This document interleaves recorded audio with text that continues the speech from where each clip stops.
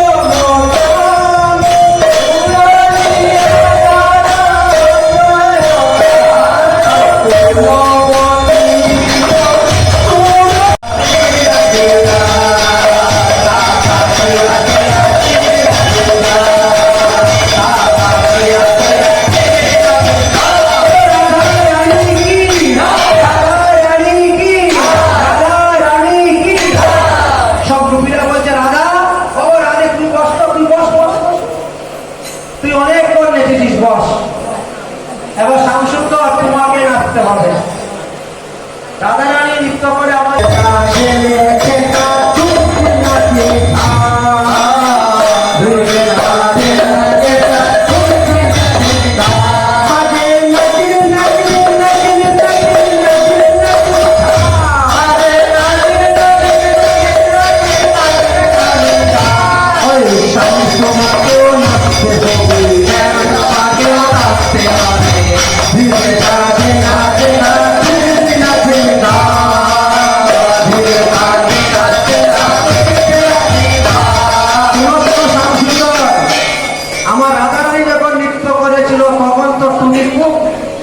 নিয়ম দেখিয়েছিলেন, এখন আমরাও কিছু নিয়ম দেখাবো।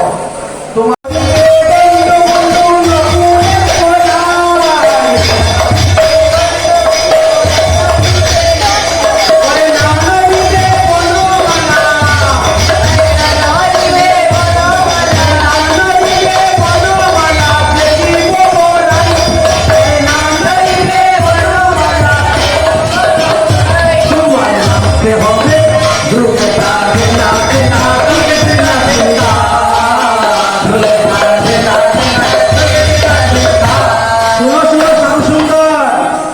তুমি তো বিষম সংকট তালে বাঁশি বাজিয়েছি, আমার অষ্ট সখী, এক এক সখী এক একটা বাজনা বাজাইবে, তার তালে তালে তোমাকে নাচতে হবে। শুনো শুনো, আমার কোন সখী কি কি বাজনা বাজাই। এখন ললিতা বাজায় বিনা বিষম ললিতা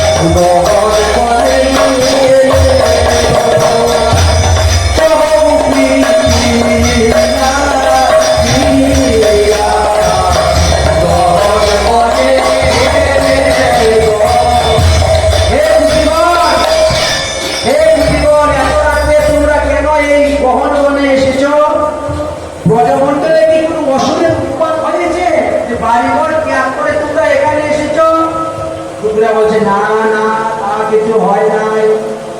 কৃষ্ণ বলছে তাহলে কি তোমরা বনের শোভা দেখার জন্য এসেছো? এই পূর্ণিমা রজনীতে যদি বনের শোভা দেখতে চাও, বনের শোভা দেখা হয়ে গেছে, এবার তোমরা ঘরে যাও। তোমরা কুলবধূ, তোমরা যুবতী, বনে অনেক পশু পাখির ভয় আছে, বাঘ সিংহের ভয় আছে, তোমরা ঘরে যাও, ঘরে যাও, ঘরে যাও। দেখো তোমাদের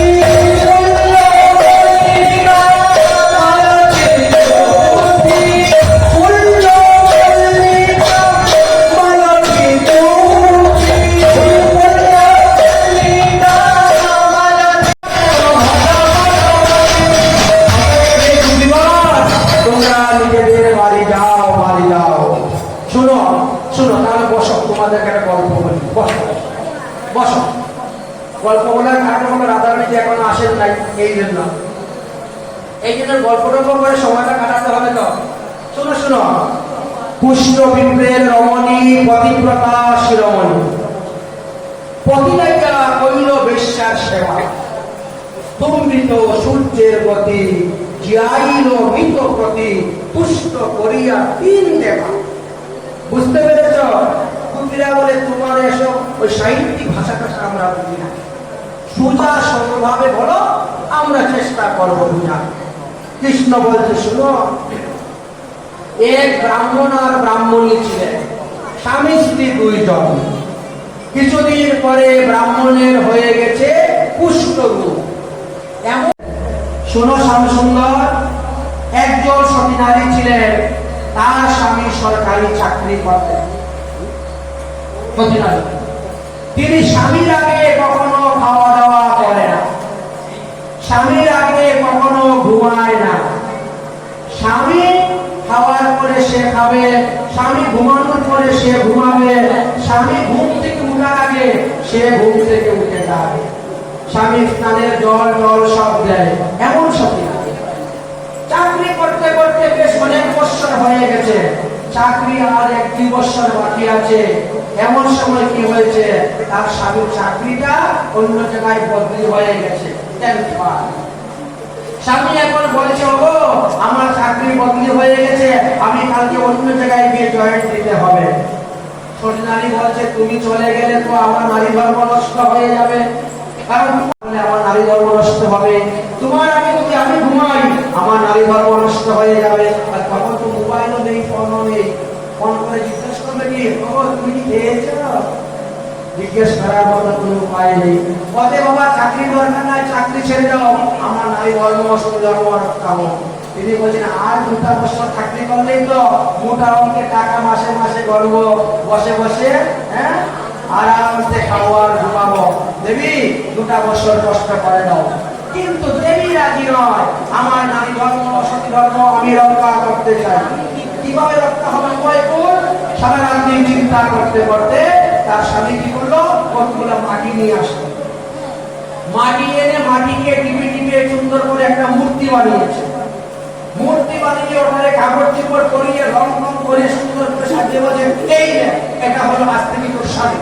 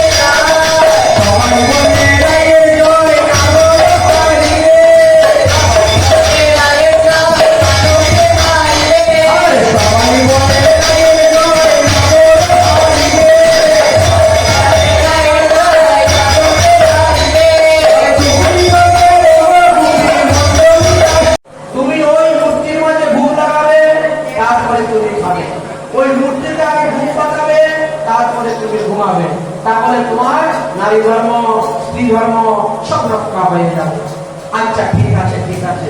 স্বামীর আদেশ অনুসারে সেই মূর্তিকে রেখে দিয়ে তিনি পূজা শুরু করে দিলেন।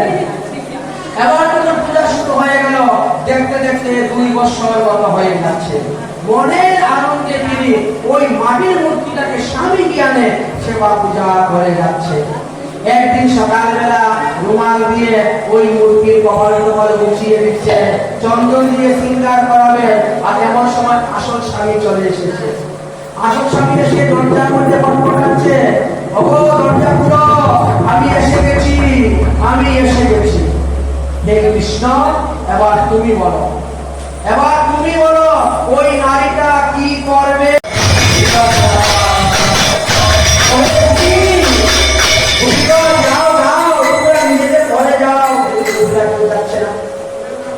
কৃষ্ণ বারবার বলছে যাও যাও, কিন্তু কৃষ্ণ বলছেন তোমরা তো লেখাপড়া করো নাই, স্কুলে যাও নাই, এই জন্য শাস্ত্র কিছু জানো না। বলে কেমনে জানিবে তোমরা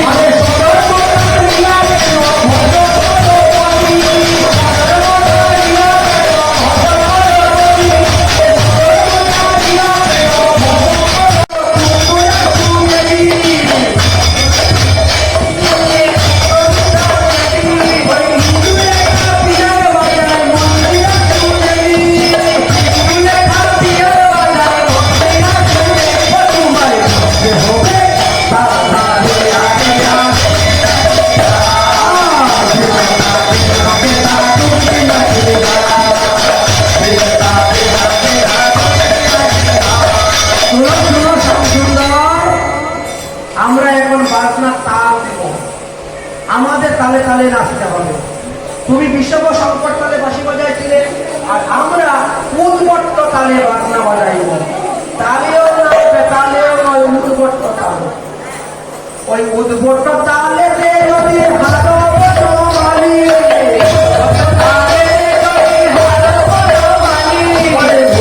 অঙ্কের দাঁড় দিব, তার মধ্যে নাচতে হবে।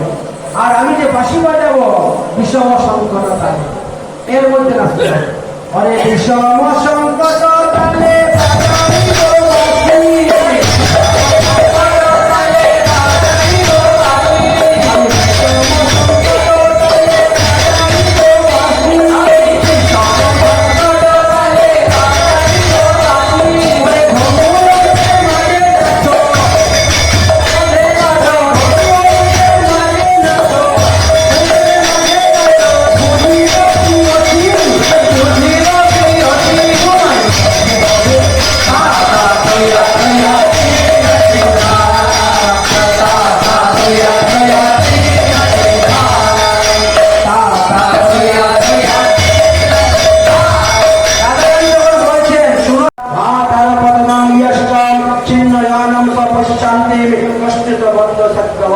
তোমরা তাড়াতাড়ি বাড়িতে যাও, তোমাদের শ্বশুর শাশুড়ি স্বামীদের খুব চিন্তা হচ্ছে।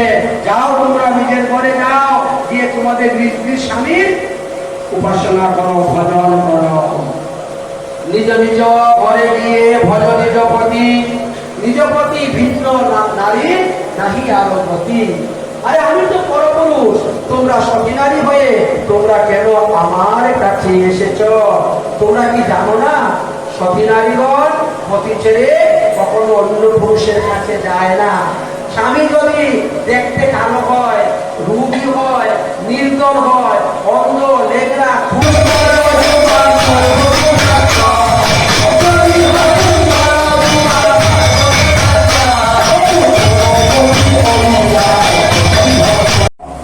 ওই নারীটা ওই মূর্তিকে ফেলে রেখে দিয়ে গিয়ে দরজা খুলে দিলে না, মূর্তির সেবা পূজা করার পরে দরজা খুলে দিলে।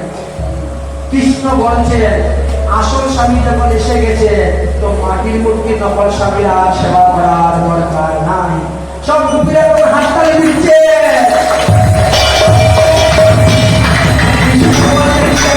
হাততালি কেন দিচ্ছ? বলে দিব বুঝবো না। বাড়িতে যেটা আছে ওটা হলো মাটির মূর্তি, নকল মূর্তি, নকল স্বামী। আর তুমি হলে জগৎ স্বামী, আসল স্বামী। তাই তুমি আমাদেরকে ডেকেছ, আমরা তোমার কাছে এসেছি মিলাদ করার জন্য। না হলে খুশকিসে দেখতে দেখতে শ্রীমতী রাধারানী এসে উপস্থিত হয়ে গেছে। যেই রাধারানী এসে উপস্থিত হয়েছে, ভগবান শ্রীকৃষ্ণের